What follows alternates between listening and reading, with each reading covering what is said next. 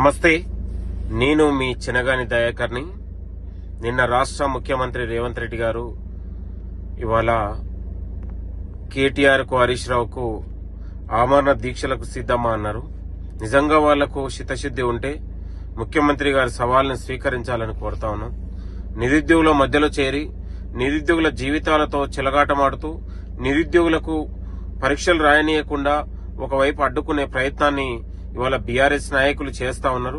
ఇది కరెక్ట్ కాదు. మీ కాలంలో నోటిఫికేషన్ల కోసం, ఉద్యోగాల భర్తీ కోసమే పోరాడినటువంటి యువతను ఇవాళ ఉద్యోగాలు భర్తీ చేస్తుంటే ఇవాళ లేనిపోని వాళ్ళ మధ్య చిచ్చులు పెట్టి వాళ్ళ జీవితాలను ఇవాళ చెలగాటమాడే ప్రయత్నం ఇవాళ బీఆర్ఎస్ చేస్తా ఉంది. కాబట్టి ఇది మంచి పద్ధతి కాదు.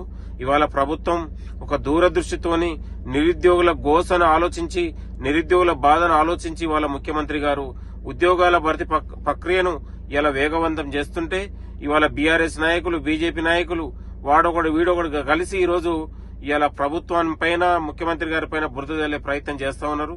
దయచేసి నిరుద్యోగ యువత, మీరు ఎవరు కూడా ఇలాంటి మాటలు నమ్మకుండా మీరు యొక్క ప్రభుత్వం యొక్క ఆలోచనను మీరందరూ కూడా స్వాగతించాల్సిన అవసరం ఉందని కూడా మీ అందరికీ కోరుతూ, భవిష్యత్తులో జాబ్ క్యాలెండర్ రాబోతా ఉంది.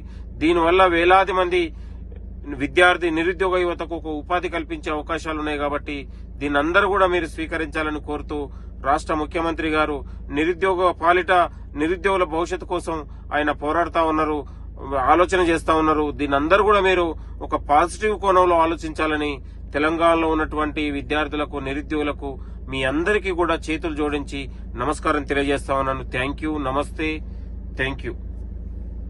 అసలైన తొలి వెలుగు. ఫాలో వాట్సాప్ @తొలి వెలుగు official.